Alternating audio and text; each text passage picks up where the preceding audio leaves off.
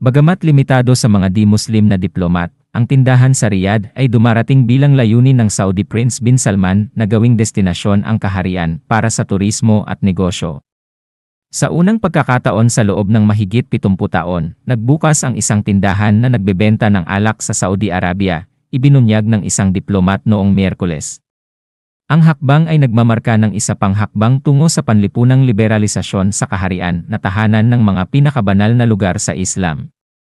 Bagamat eksklusibong nagbibigay ng serbisyo sa mga non-Muslim diplomat, ang tindahan, na matatagpuan sa diplomatic quarter ng Riyadh, ay umaayon sa ambitious na plano ni Crown Prince Mohammed bin Salman na gawing isang maunlad na turismo at business hub ang Saudi Arabia, na iniiba ang ekonomiya mula sa pag-asa nito sa krudo.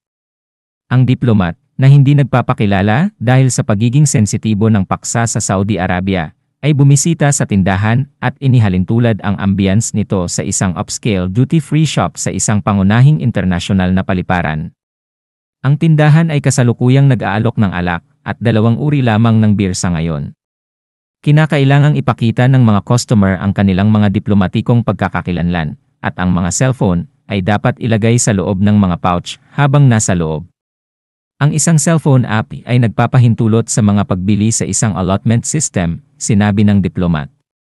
Walang opisyal na komento mula sa mga otoridad ng Saudi tungkol sa pagbubukas ng tindahan.